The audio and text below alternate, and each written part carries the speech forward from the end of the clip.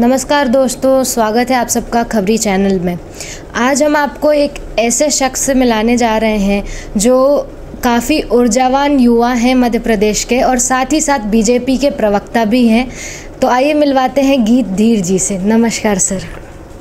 Sir, अभी चुनावी वर्ष है और चुनाव को लेकर के सारी पार्टियों में बहुत सारी तैयारियां चल रही हैं। बीजेपी की क्या तैयारियां हैं?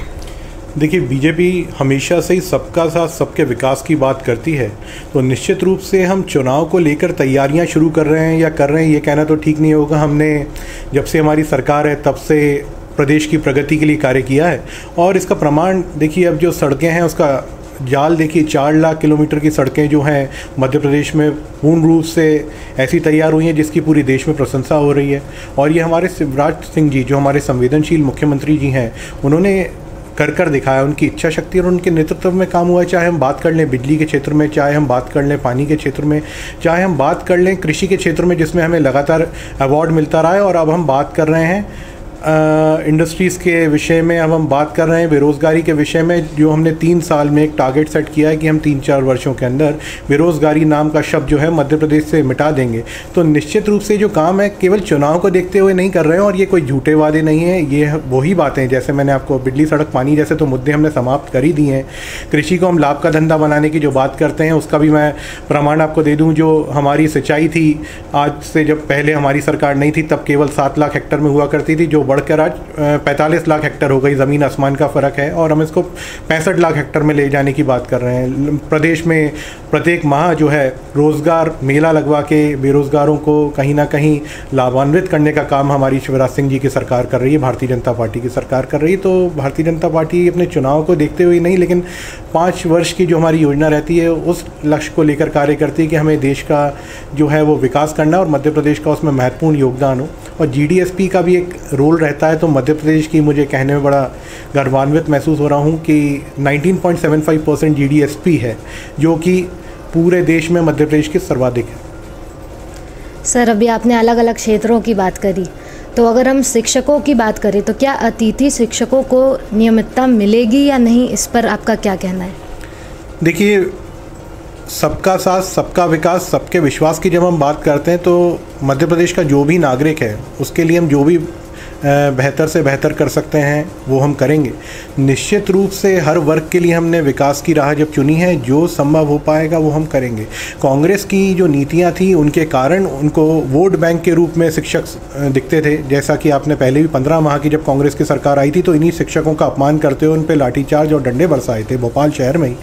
लेकिन मध्य प्रदेश की जो सरकार आते से ही देखी कहीं ना कहीं राहत मिली। हालांकि हमें कोरोना गिफ्ट में लेकर गई थी ये जो कांग्रेस पार्टी है, लेकिन फिर भी हमने राहत देने का पूर्ण प्रयास किया। और हम तो बेरोज़गारी मिटाने की बात कर रहे हैं, तो शिक्षक भी कहीं अगर कोई ऐसा व्यक्ति है जिसका लाभ उसको मिलना चाहिए और वो पीछे रह गया है तो क्यों नहीं, सबका विकास करेंगे।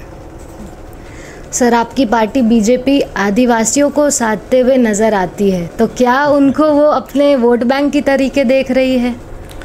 देखिए, भगवान बिरसा मुंडा जी को हम मानते हैं और आज से नहीं मान रहे हैं, पहले से मान रहे हैं। टंटिया बील जी को हम मान रहे हैं, मामा की उपाधि दी है उनको। तो हम आदिवासियों की क्यों बात करें, हम तो नदियों को भी माँ का स्वरूप देते हैं। तो आदिवासी वर्ग खास करके कैसा था मध्य प्रदेश में, जो कहीं ना कहीं पीछे रह गया था। जब सब वर्ग आगे आ रहे हैं तो उस वर्ग की भी आवाज़ आगे लाना ज़रूरी है। और भारतीय जनता पार्टी का प्रत्येक कार्यकर्ता सरकार की योजनाएं जो हैं जनता तक के पहुंच जाएं इसलिए जीता है, ये कहना भी गलत नहीं होगा। तो आदिवासी वर्ग को हम उस प्रकार से योजनाएं दे रहे हैं। लेकिन निश्चित रूप से ये जो योजनाएं हैं, कांग्रेस के ज़माने में एक भी योजना आई हो तो बता दें, चाहे पवन पुत्र ऑटो रिक्शा वाहन चालक योजना हो, चाहे आदिवासियों के लिए जो हॉस्टल्स बन रहे हैं इनकी योजना हो, चाहे आवास की योजना हो, चाहे डोर टू डोर राशन की योजना हो, ये कुछ विशेष योजना ज़रूर लेके आए, लेकिन ये चुनाव के दृष्टिकोण से नहीं है। देखिए, ये तो 2 साल पहले जब हमारा रानी कमलावती स्टेशन का निर्माण हुआ था उसके बाद से ही आप देखेंगे निरंतर कार्य चले आ रहे हैं। और कांग्रेस के पेट में इतना दर्द क्यों होता है, मेरा कांग्रेस से भी ये सवाल है। क्योंकि देखिए, उन्होंने कभी आदिवासियों का सम्मान तो किया नहीं, उनको वोट बैंक की राजनीति और तुष्टीकरण की राजनीति से करते हुए देखा है। क्योंकि कमलनाथ जी का एक बयान आता है, ये बात मैं इसलिए कह रहा हूँ क्योंकि वो बोलते हैं कि आदिवासी तो हिंदू नहीं होते। ये बयान मेरी तरफ से तो नहीं आया, मेरी पार्टी की तरफ से तो नहीं आया, मेरे किसी नेता की तरफ से तो नहीं आया, लेकिन कमलनाथ जी की तरफ से आया। आदिवासियों को बरगलाने का प्रयास कर रही है और हम जब उनका कल्याण कर रहे हैं, उनको समान दृष्टिकोण से आगे लाने का और काम कर रहे हैं, तो कांग्रेस को दर्द नहीं होना चाहिए। तो आदिवासियों को नहीं, हम सबका साथ सबके विकास की बात करते हैं, ये कहीं ना कहीं वो पीछे रह गए थे, तो उनको भी समान पंक्ति में लाने का कार्य किया जा रहा है।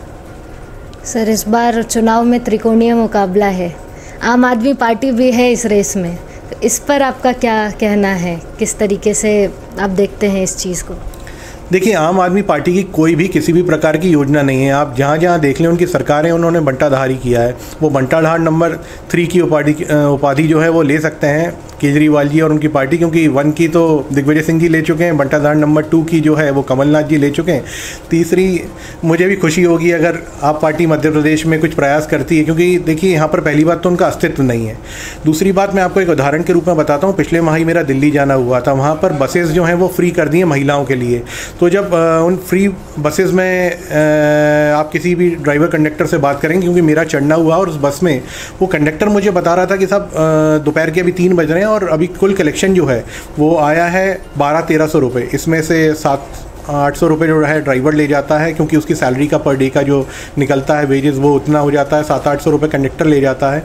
तो अब कह रहा था कि इसके ऊपर इसमें गैस लगती है, जो CNG डलती है, फिर बस का मेंटेनेंस है, तो वो भी हम पूरा नहीं कर पा रहे हैं। इस हिसाब से तो विभाग बंद हो जाएगा। लेकिन जबकि आप मध्य प्रदेश में बात करें तो जैसे लाडली लक्ष्मी योजना की हम बात करें या दूसरी योजना है, तो इसके लिए जो पैसा ला रहे हैं वो पैसा कैसे मार्केट में आ रहा है, उसका फ्लो जो है वो वापस से रोटेट होके, देखिए मार्केट में अगर एक महिलाओं को पैसा मिल रहा है, गृहिणी को पैसा मिल रहा है, हमारे देश की गृहिणी, हमारे प्रदेश की गृहिणी बहुत समझदार है, वो 500 रुपये में साड़ी और बिंदी ले आती है। तो जब ये 1000 रुपये की राशि मिलेगी तो सोचिए वो बहुत कुछ कर पाएगी और अर्थव्यवस्था में कहीं ना कहीं ये प्रभाव डालेगा जो मध्य प्रदेश की अर्थव्यवस्था को बढ़ाएगा। तो मध्य प्रदेश में मैंने उदाहरण देके इसलिए बताया, आप पार्टी का कोई अस्तित्व नहीं है, क्योंकि वो जनता को सिर्फ भ्रमित करने के लिए और लाभ दूर से दिखाने के लिए, जो कि लॉन्ग टर्म में बहुत घातक हैं, सिर्फ वैसा ही कार्य करते हैं। और मध्य प्रदेश में आप पार्टी का कोई अस्तित्व भी नहीं है। सर, अभी लाडली योजना के बारे में आपने बताया, तो इसका अभी कैसा रिस्पांस मिल रहा है आप लोगों को, और आने वाले समय में इस तरीके की और योजनाएं आने वाली हैं युवाओं को लेके, बच्चों को लेके, या किसी भी वर्ग के लिए?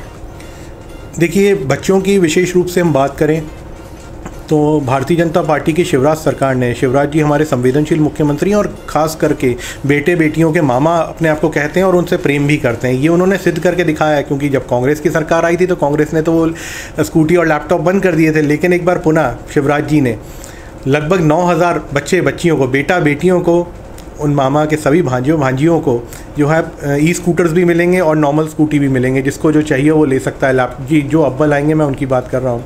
तो निश्चित रूप से हम लोगों के पास तो सभी वर्ग के लिए जो मैंने बताया प्लान्स भी हैं, और उनका क्रियान्वयन हम लोग बराबर हो और हर व्यक्ति तक के लाभ पहुँचे उसकी दृष्टिकोण से ही कर रहे हैं। तो कोई भी वर्ग, खास करके जब बेटे बेटियों की बात आती है, क्योंकि ये आने वाले देश का भविष्य है। और मध्य प्रदेश में देखिए, कहीं ना कहीं आप जब बच्चों की बात कर रहे हैं तो MBBS की पढ़ाई बहुत महत्वपूर्ण होती है। आज हर आदमी चाहता है मेरे घर में बच्चा डॉक्टर या इंजीनियर या ऐसा कुछ MBA करे, अच्छा रोज़गार हासिल कर पाए। तो अब तो एक तो रोज़गार के साधन, दूसरी बात जो हिंदी भाषी लोग हैं उनके लिए MBBS की पढ़ाई मंदार योजना के तहत देखिए हिंदी में होने लगी। ऐसे अनेकों हमारे कार्यक्रम हैं जो कि हम चला रहे हैं। तो बच्चों के लिए तो बहुत आगे, क्योंकि उज्जवल जो है भविष्य के रूप में हम उनको देखते हैं, हमारे आने वाला कल है वो, तो निश्चित रूप से उस दृष्टिकोण से बच्चों के लिए बहुत कार्य हो रहे हैं। सर, आदिपुरुष देखी क्या आपने?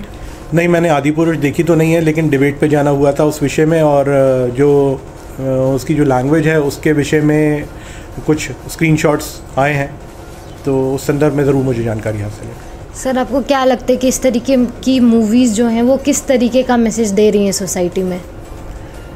देखिए, इसमें बहुत ज़्यादा कुछ कहना इसलिए उचित नहीं होगा मेरा, क्योंकि भारतीय जनता पार्टी ने ये पिक्चर तो बनाई नहीं है। ये मूवी का भारतीय जनता पार्टी से कोई लेना देना नहीं है।